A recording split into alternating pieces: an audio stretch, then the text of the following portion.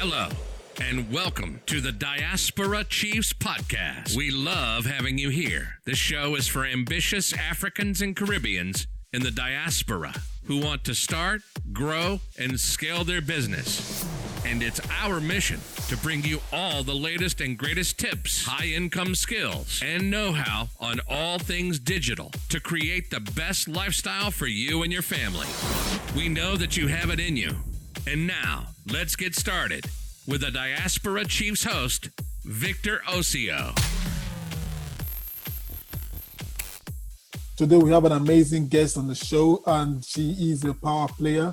She is Colette Machado. She is a former BBC journalist, newspaper editor, who now helps driven and ambitious business owners and entrepreneurs to secure media coverage by positioning themselves as the go-to expert in their industry. She has over 15 years journalist experience, and her passion for getting her clients into media has enabled her to get her clients into outlets as BBC Radio, Huffington Post, GMTV, which is formerly ITV news program, as well as several magazines, local newspapers, blogs, and podcasts. Ladies and gentlemen, we welcome the lovely Colette Machado. Hello, Colette. Hello. Hi, Victor. Thank you very much for having me. Oh, okay. We know you're looking good. We know you are fine. So let's just go straight down into business. Today we're talking about how to position yourself as a go-to expert using PR.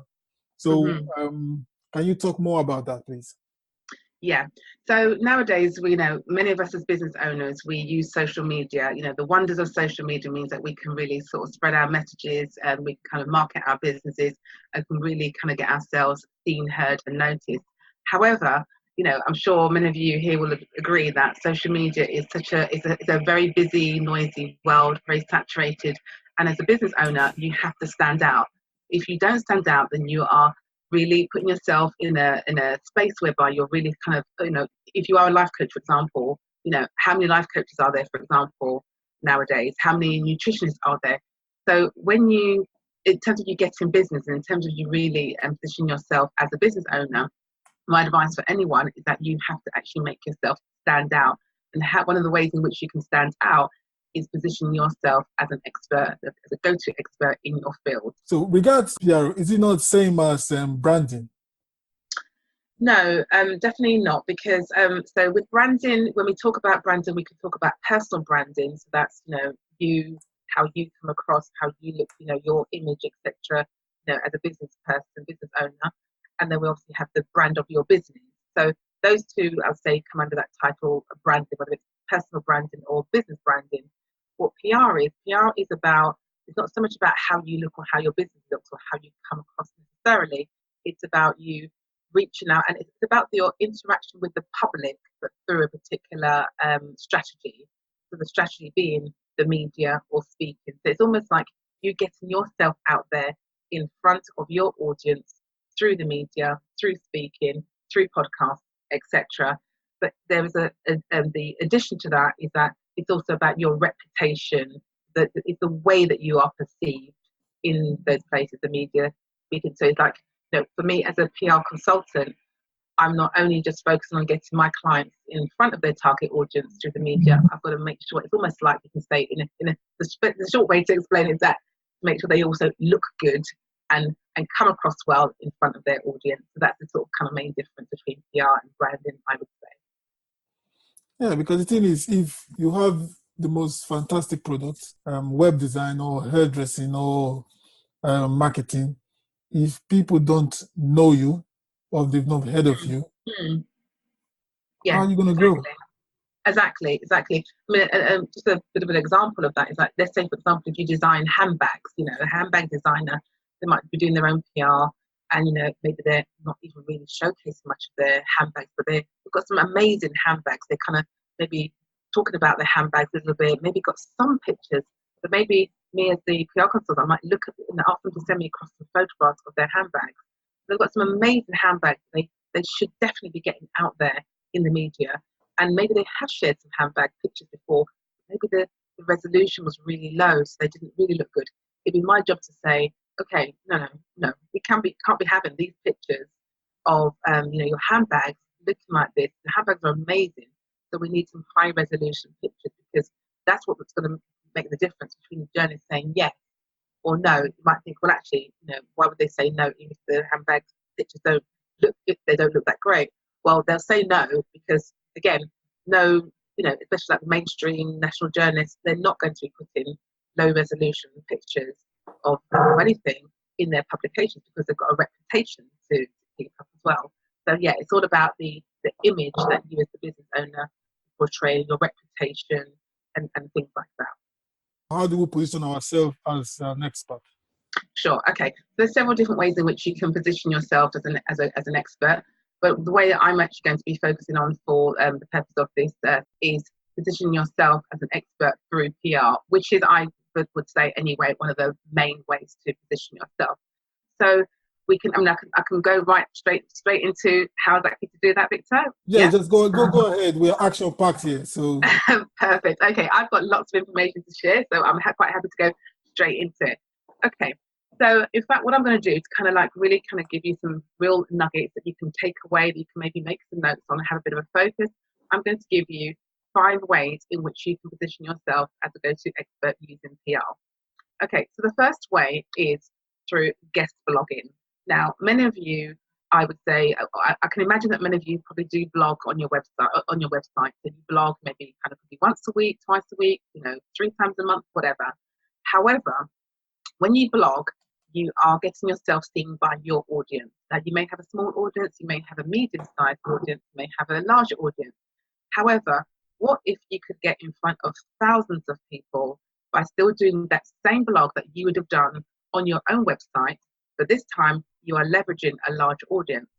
So what you do there is that you actually are reaching out to bloggers who have larger audiences, who will say, yes, I want to share your expertise with my audience. How I say it, how I look at it, is that it's a win for you, a win for the person whose website you're going to be having your blog post on, as well as the win for the audience. So you have to approach bloggers through literally identifying, a website or a blog where it has your target audience, and just simply reaching out, saying, I've written a blog post about X, Y, Z. I think it would be fantastic for your audience. Would you be interested in me writing a guest blog post for your audience? You're going to maybe get a yes, you're going to get a no, or you're not going to hear from them. In PR, when you don't hear from a journalist or a blogger or an influencer, no doesn't mean no, we're not interested. No means I'm just busy right now and I maybe haven't seen your email, okay? Or it means that, there is some interest there, but not full interest. So I'm going to kind of park it until I get around to looking at it. So that's for you to follow up. That's a standard thing across PR generally, the follow up. As we know, the fortune is in the follow up. So guest blogging is definitely one way to get yourself out there as a go-to expert using PR. Another way is by you being a guest expert. And now you can be a guest expert on something like this. And I've been, delighted and honoured to be a guest expert today and talking with you all. But you can also be a guest expert like in a Facebook community or for a membership community. Prior to last week, I was invited to be a guest expert in a membership community whereby I'm going to be almost like the resident PR expert who's going to be on the website for the benefit of the members. So when you get asked and invited to be a guest expert, obviously we know with social media, it stays up there as well. So, you're kind of getting yourself out there and you're sharing your expertise with an audience, which is obviously an audience for the owner of the website or the website founder, but it's also, most likely your audience. You would only do it if there's going to be a benefit for you as well. But at the same time, we're just sharing value, sharing your knowledge, and getting yourself out there. So being a guest expert is another wonderful way to position yourself as a go-to expert using PR. Okay. Yeah. Another way is writing articles. So contributing articles to a magazine, to a local newspaper, to an online site. So again, social media allowed us to have so many different opportunities in which you can share your expertise. So rather than think, well, no, my local newspaper wouldn't be interested in my article about 5 ways to, get a flatter tummy in 2019 if you're a personal trainer, for example. you can actually you can look online, look at how many online sites there are. So look at how many magazines and newspapers. So without a doubt, that's another great place, another great way of you positioning yourself. A little bit of a tip here is if in Google, if you type the words "right for us" and then the name of the publication that you might want to get into, then can you repeat that again? Sorry. If you in Google, you can type the words "right," so WRITE, so "right for us," and then you can even put the plus sign in the middle, put the plus sign, and then let's put Thrive Global, for example. Okay, so then you'll go directly. It'll directly bring up the page whereby it's saying we want people to write for us. If it doesn't come up, then you might just want to do a search across the website, go onto the website itself. So let's take Forbes, for example. So you go into Forbes, type in Forbes.com, and you might sort of see on the top, on top you might say contribute or contributors or write for us. So what I'm saying is that you might see on the website itself anyway, but another quick way is actually to kind of type the words "write for us." Now, you can also do it for your field. So let's say you are a nutritionist. You could even type the words "write for us, nutritionist." And then what might come up is a list of different places where you could actually write for these publications as a nutritionist. Some of it is a bit of kind of touch and go. Sometimes you have to kind of play around with the words.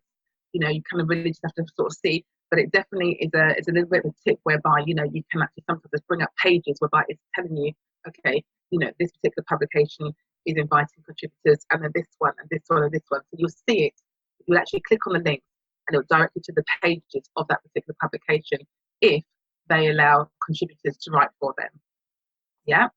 So that's a bit of a tip on how to kind of really kind of escalate that opportunity there to actually write for a particular publication of your choice. And in a moment, we're going to actually kind of go through the steps of how to exactly position yourself using PR. So I'm just right now covering the different ways in which you can be positioned as an expert using PR. So again, let's take the beginning of the year is a great time whereby people are always thinking about their goals, thinking about how they want their that year to be better than the previous year. So let's take again, if you're a personal trainer, for example, coming up to December, and you're thinking, right, okay, we're now going into a new year. Okay, could I contribute to my local paper? If you haven't received or pursued any PR before, a great place to start is your local paper. I would say local paper and blogging, but guest blogging. So even if you don't currently blog for your own site, you can still be a guest blogger for the site. I don't do tons and tons of blogging, even though it's quite surprising because my background's been journalism. I think I've probably done so many articles across my years of journalism. So blogging is not necessarily one of the things that I do on a regular basis, but guest blogging, yes.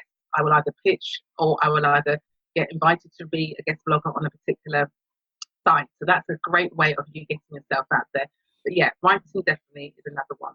If I want to just go deeper into the guest blogging, so you mentioned earlier on that you research blog sites that have a wider audience, a wider reach.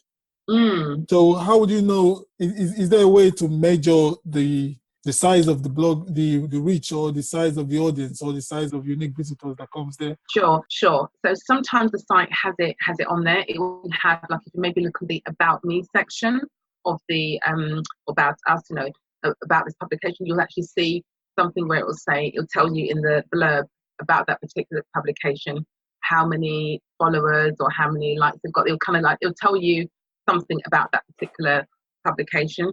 Another way, you can even type in Google, you can type in reach of large websites. So sometimes there's a study that's been done. Yeah, so that's one of the ways. And sometimes it's a case of even just following up, so calling up the publication, kind of say, do you have any information about, about how many, about your audience? Yeah, so there's a number of different ways. And some of it, again, is just really kind of just sort of reaching out them and finding out what you can. Yeah. Okay. Number four is that another way to position yourself as an expert is through speaking. So With speaking, it's all about kind of really, leveraging a large audience by kind of getting in front of them, but also it's like, you actually sort of sharing your expertise. So, speaking is like is a brilliant way because you'll be able to really share what you can share, and and you have the people have people listening right there, ready to kind of hear what you have to share. So what I say nowadays is people like looking at networking, looking at doing workshops, looking at doing speaking on a stage. So if you can get yourself in front of your audience through speaking, that's another perfect way of getting PR.